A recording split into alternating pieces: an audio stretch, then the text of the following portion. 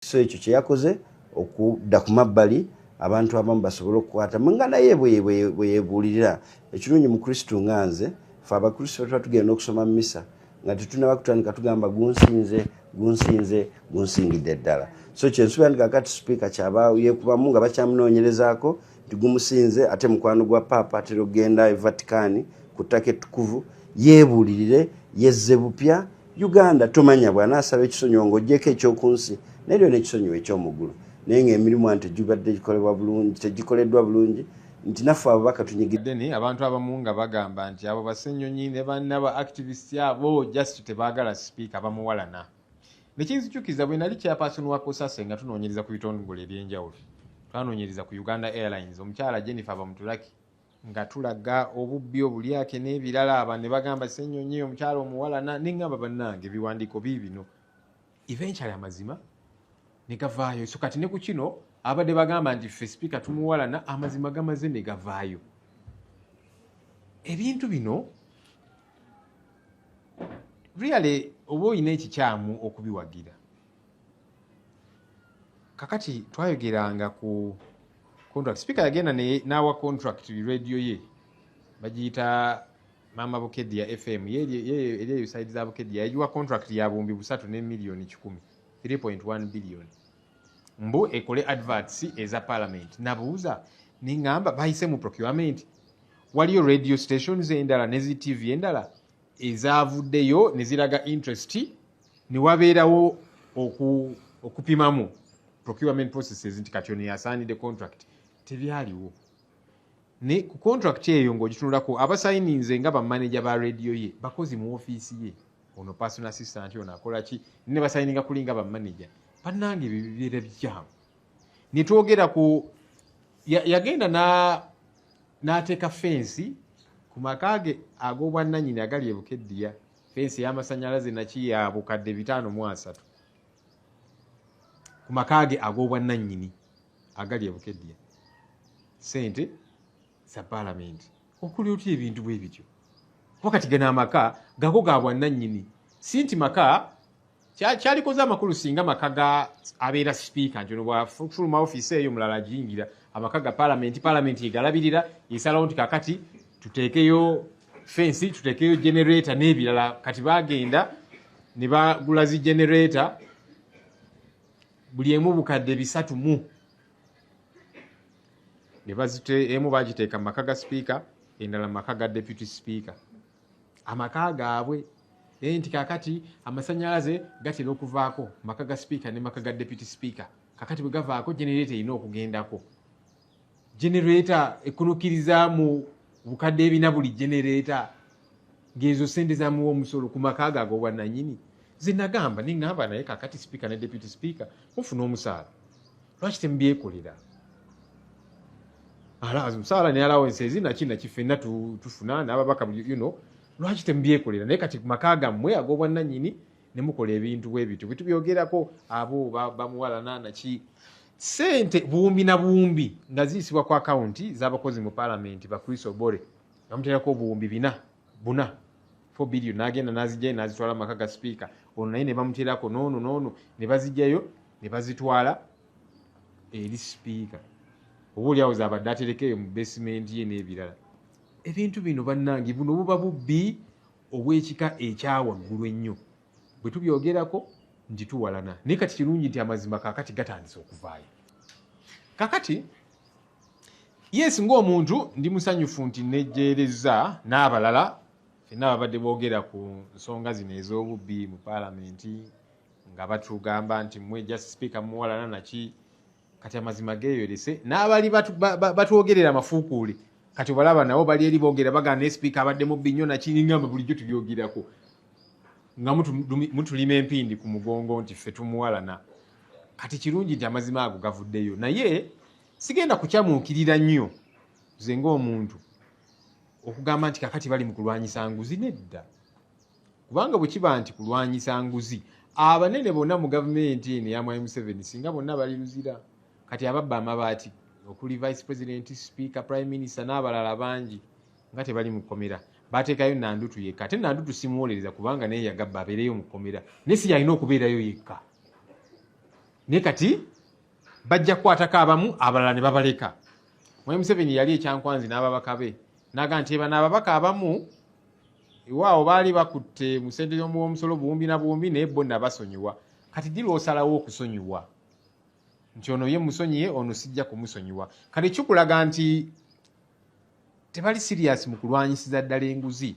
Obuzibu bwa Anita Among nti ng'ovuddeko kuba nti mubbi abadde atandise okutunula mu ssowaani ya mukama we era ng'ayogera mikwano gy'abamwetoolodde bakimanyi nti ono gye bujja agala kwesimbawo kuba pulezidenti.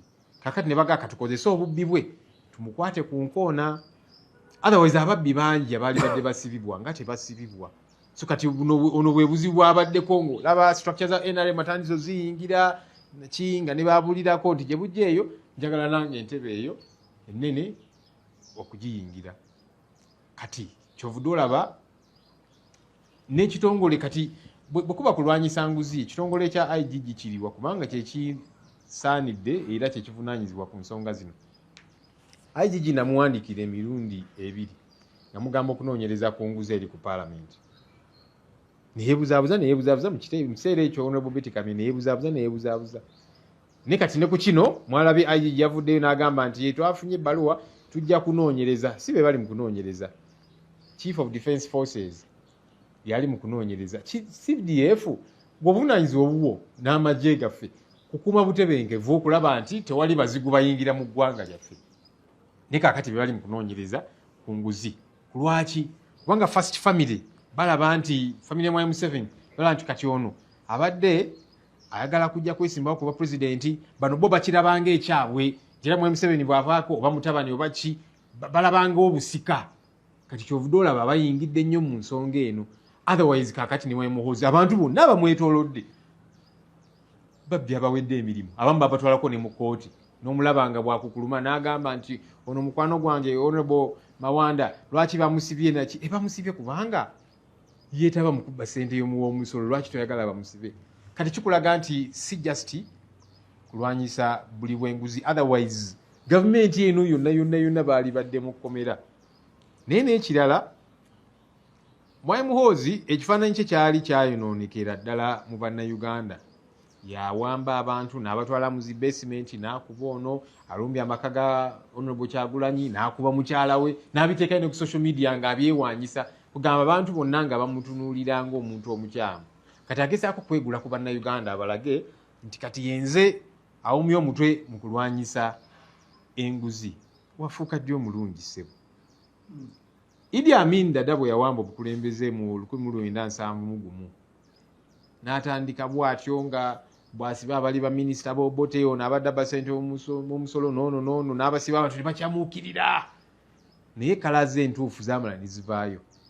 Kaakati nabula bannayuganda temukyamuukirira nnyo nti kaakati Muhoozi bw'ali mu kulwanyisa enguzi kusookera ddala si buvunaanyizibwa bwe. Kale ye kye yalikoze actually abapoliisi be baali badde basiba ne batwala mu kkooti. IGG yalina okuba ng'atambuza ensonga zino naye kati agezaako kubeegulako abalage nti yalwanyisa nguzi. Sinzaga nti waliwo ekiseera ekituufu n'ekiseera ekikyamu ekyokulwanyisa enguzi. Enguzi weeberera olina okuba nga erwanyisibwa. Kati bbanga lino lyonna letuze twogera ku bintu bino abavubuka ne beekalakaasa ne babasiba abamu bakyawera ennemba n'emisango egyo gyonna lwaki tebaagirwanyisa mu kaseera ako? Baali tebakimanyi. Of course baali bakimanyi naye boolyawo nga tebannatutegeera nti ono eventually ajja kwagala okwesimbawo ku ntebe ennene. Kaakati kumukuba ku nsolobotto naye enguzi yo erina okulwanyisibwa mu kaseera konna. Obaani nebino ebyokugamba nti bano mbasonyiye. Kati Museveni yagamba IGG bano ababbi bagendeko mpola bonaobalemerako ssente bajja zitwala ze babbye ebunaayira waakiri kaakati bazireka wano ng'alinga awagira enguzi. N'abayi n'agamba nti bano ababaka bonna basonyiwa lwaki obasonyiwa ng'ate nabo beetaba mu bulyake. Kati kikulaga nti si nguzi yokka omusango gwa Anita Among si nguzi yokka yesu obubbi namba emu kubanga ebyo tuze tubyogerako naye omusango omulala gw'alina kwe kutandika okulaga ambitions nti gye bujja ayagala kwesimbawo ng'omukulembeze w'eggwanga. Kaakati kyekimuleetera ebizibu. Waliwo n'obuntu obutonotono abamu bayinza obuyita obutono naye bulaga sigino. Yali atuuka e Kololo ng'alina bodyguard ayambadde amasuuti abaddukira ku mmotoka ye. Ebyo bizze bikolebwa ku na head of state ne vice president kabite bimukolebwako nekati speaker kwegamba ngalinga yeteekateeka ndoza ne bagamba no bwe tutamukuba ku nsoloboto tulaba gyalaga. Obuzibu obuliwo nti nga bwe tuze tukyogera nti tuli under family rule. Family ya Museveni yefuga yekola buli kimu, institutions tezikola. Yogula vice president, speaker, prime minister bani badduka eggule wasali musale ne bavunamira omutabani n'ebirala bwe bityo. Kakati family yesalawo sineeyo seeke gye bagamba abo bonna bapakasi bwa Mwai Museveni ne baba vice president bani bapakasi ba family kyegamba kyekyo. Kakati ne speaker parliament bagibulira kyakukola nti seeke kati ono gwe tubagambi seeke nesalawo then parliamentary caucus ya NRM then eventually parliament ate abasinga abalimu ba NRM. So otherwise wali baddewo omukisa nti kakati wabeerewo okuvuganya kuba kakati ono batudde eri ne bagamba kati ono gwe tulonze lwaki temwakkiriza bonna ababadde beesimbeyo kale bagende mu lwokaano n'ebirala bwe bityo tooki neekubibwa. So kati we wali obuzibu naye ekisingira ddala Honorable Jacob Oboth munnamateeka mulungi amateeka agamanyi naye ebintu bino nti omuntu yenna gwe bateeka mu kifo ate kakati ono bajja namulaga nti ffe twakulonda pala ababakasi be bakulonda ffe twakulonda kati olina kukola kye twagala okukola. Amateeka ne bw'aba agamanyi nti kino kikyamu ajja kutendewalirwa ng'alina kukola bali kye bamutumye okukola. Kyobudde olaba Honorable Jacob Oboth y'omu yali chairperson wa Ligo n'atambuza ensonga ya age limit n'abalala. So kati siyinza kuddaawo era nenkyamuukirira ennyo nti kati gwe baleese amateeka agamanyi n'ebirala bwe bityo tebajja omugamba okukola kyajja okukola kubanga naye baba bajja kumuteekawo ng'omupakasi.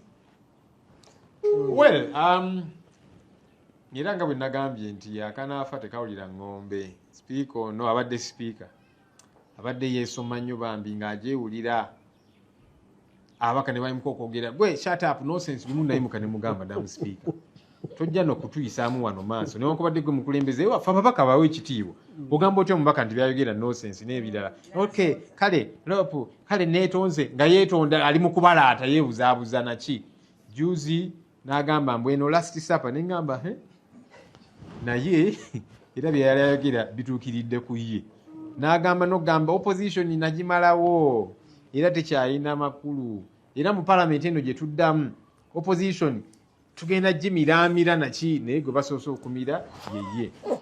Abantu bano beerabira munnange bagenda ne balowooza nti bakitalo nnyo ne batamanya nti gavumenti eno ebakozesa olumala obbakamula mu supu yenna nebakanyuga eri katusubire abalala nabo banaayiga nti ogenze mu kifo kati balonze Jacob Oboth era ennamba bazirina soba oliawo yayinza okuyitamu kati naye ayinza okuddaawo n'alowooza nti abantu bano be bakinkoledde n'akola buli kye baagala n'ebimenya amateeka naki teerabira. Examples we ziri nnyingi abantu abakozeseddwa bwe bamaliriza ne babakanyuga ebweru. Gamba nti okalya dda kadda dda.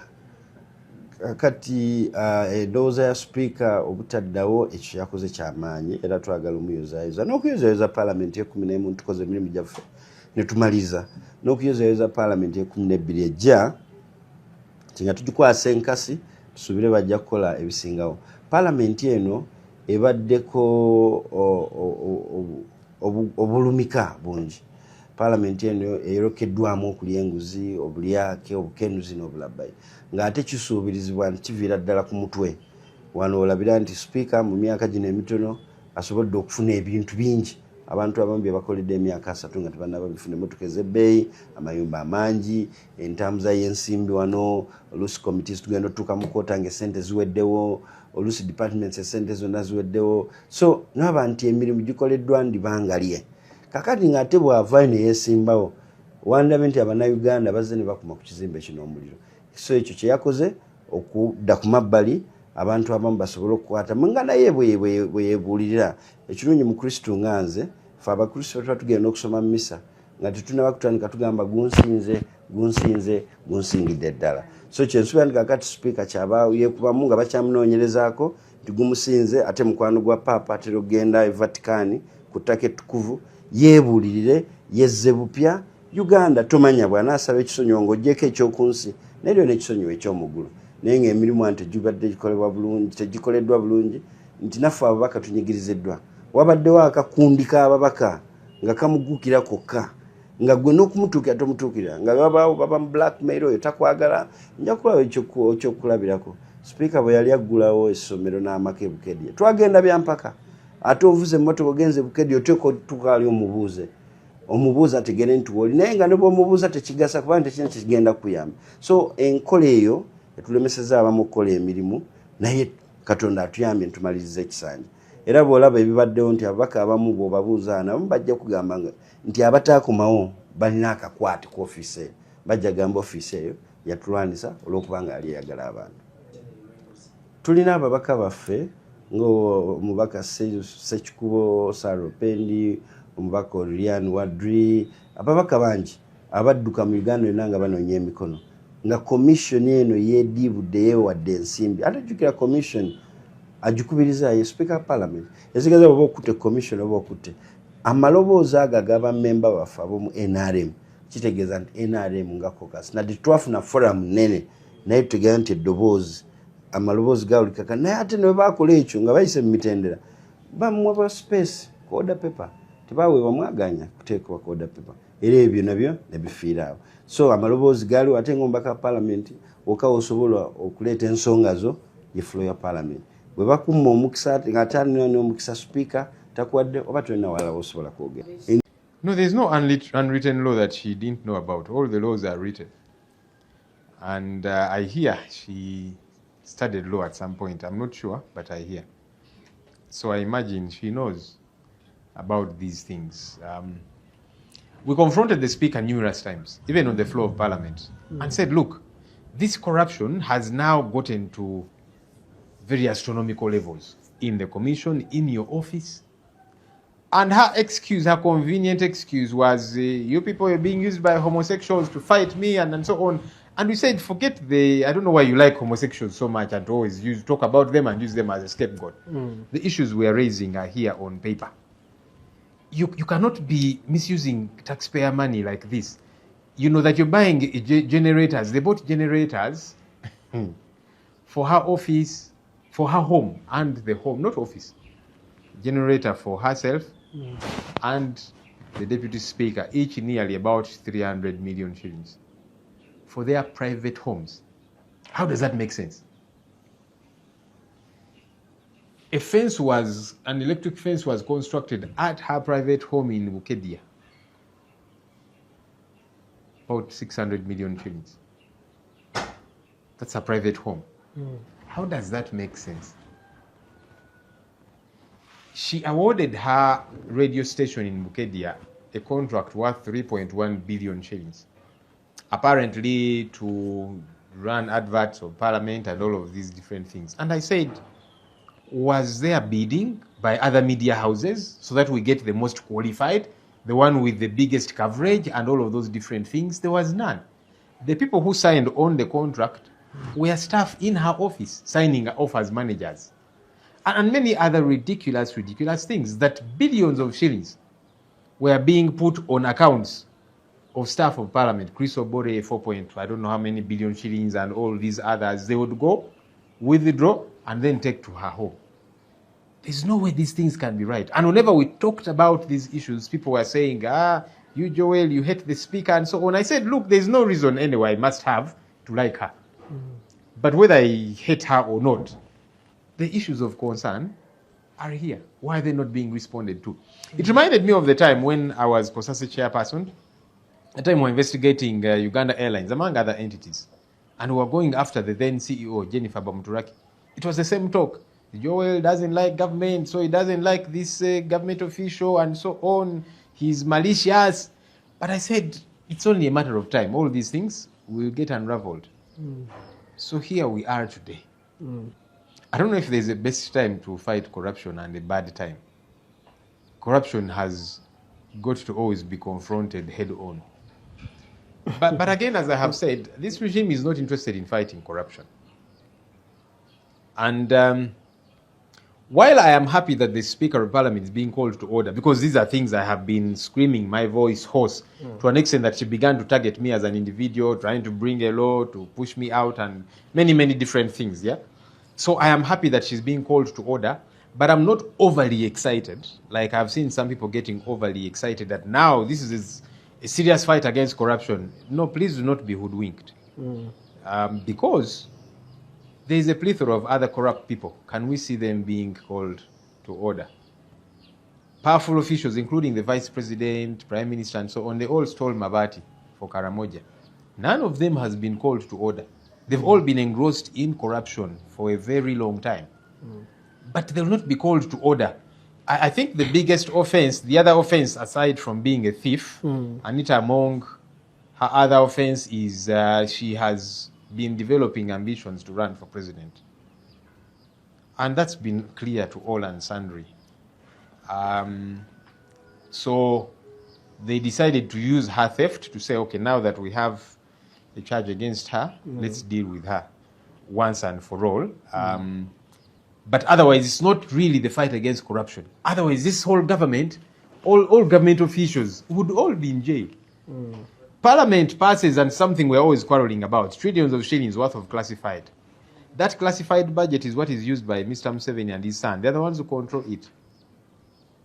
It's not audited. They do with it as they please. That's also corruption. Mr. Museveni said, no, these ones I have forgiven them. How do you forgive some and not others? How do you choose? Because it should be court to determine eventually. But people were taken to court by the Inspectorate of Government, these MPs that were extorting billions of money from government entities. And then he said, now these ones I forgave. So that shows you that this really is not just a fight against corruption. So people should not get overly excited because he could have forgiven her like he forgave the others. And besides, this is not the first time that we are raising these issues. When I wrote to the IGG twice, asking her to investigate, that time it was Honorable Betty Kame, asking her to investigate issues of corruption in Parliament and so on. She wrote to me saying, I will investigate and so on. There was no interest. Then Mr. Museveni went to Bukedia for a function and he exonerated her. Said, no, these ones you are, after my daughter because of homosexuals and all of this usual talk. But anyway, eventually, like I have said and others have said, the chickens are coming home to roost. Because me, a thief is a thief. So that whole, this one is a mistake, this one is misguided, this one, that's his analogy to try and cover up for some. But as far as I'm concerned, the thief is a thief. I have said severally, and others have said the same, that Uganda is under family rule. That the Museveni family is the one calling shots, not institutions, and that's a sad thing. That's why somebody who is vice president, number 2, prime minister, speaker, number 3, and so on, they get summoned by General Salim Saleh, who is just a presidential advisor. But because he's a brother to Mr. Museveni, he will summon them and they'll go running and bowing down. Why? Because the family is the one in control. The chief of defense forces, who heads the military, ideally is not the one supposed to be investigating corruption. Where is the inspectorate of government in all of this? They're the ones supposed to be leading the charge. Because it is the ombudsman. It's the institution that is charged with fighting corruption. But no, it is the head of the military. The military is supposed to be guarding our borders to make sure there is no enemy entrance and all of these different things. But there are institutions which are charged with fighting against corruption. Where are they? They are absent. Why? Because it is the family that is doing all these different things. So anyone that annoys the family, that's why they will say, this one we have forgiven you. Mr. Museveni the other day we were at Chankwan, he said, these ones I have forgiven. This one I will not forgive. So they're the ones that take a decision, as opposed to institutions. That's a precarious state for us to be at as a country. And that's why people should not get overly excited, yeah? It's good that one thief is being called to order, but there's many other thieves. How come for them they are being forgiven? When Mabati iron sheets for Karamoja were stolen, Nandutu was taken to jail. And I'm glad she's in jail. She should be there because she's a thief. But she's not the only thief. The vice president also took Mabati, the speaker, the prime minister, and many others. How come for them they're not in jail? So that's the challenge there is. Now, General Muhoozi, who has hitherto been on rampage, abducting people, torturing them, taking them to his basement, and all of these different things. And people are getting angry with him. Now he's trying to remold himself and metamorphose and say, I'm now the champion against corruption. And I've seen some people getting excited and saying, hey, Muhoozi, oye, and so on. It's a red herring. It's not exactly just the fight against corruption. there is a lot more to it. And so he's trying to make himself appeal to the people of Uganda. In 1971, when General Idi Amin Dada took over power in a coup, people were excited because he was now arresting people and saying, this former government official has been stealing taxpayers' money and so on. He arrested this one, arrested the other, and people were getting excited. But the real fellow and his true colors were about to come through. And eventually they did. No, every office should be accountable. Every office bearer should be accountable. That's it. I can't even say there should be something new about the law or that kind of thing. A thief is a thief. The commission has not been accountable. The speaker has not been accountable, and it is a clarion call I have made several times and numerous other people. But they kept sugarcoating it. Yeah? So whichever office you get to occupy, you've got to be accountable. This has not been the case. When we're asking and saying billions of shillings that are withdrawn by the Chris Obores and others on their personal accounts and then they take to the speaker, what's that money for? Who budgeted for it? Then they were saying the speaker carrying out, corporate social responsibility and so on. What is that? You've got to unpack that. You can't say on one weekend, the speaker spent 5 billion shillings. Speaker's activities in this region. What is that? What do you mean by speaker's activities in Eastern region? On a Saturday and Sunday, 2 days, 6 billion shillings. It doesn't make sense at all. Look, I hope that eventually we get to see a robust investigation of the Parliamentary Commission as it has been and the institution of Parliament. There's got to be a reboot. Recruitments. Every so often you see new people and they tell you this one is now a newly hired staff. This one is, and they tell you this one is a relative to this one, is a girlfriend to this one, is a what, and all of these different things. And these are people who are hired. Jobs are not advertised. You don't know how qualified or competent they are. All of these issues have got to be looked into. The commission payroll has gotten bloated unprecedentedly because of too many people that are hired there. Some don't even report to work. And these are things we have said several. People are on the payroll, but you don't know where they sit in Parliament. But they're on the payroll earning money. Then you hear this one is running, is a staff at the Speaker's School or hospital in Bukedia and so on, but they're earning a salary at Parliament. How can these things be right? No.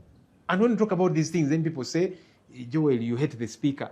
Well, I hate corruption. I hate the bad things she's doing, so you deal with them. Don't try and make it like it's personal or like there's a personal fight. No, there isn't. The Honorable both who has been selected, and again, like I've said, it's family rule, so the family chooses.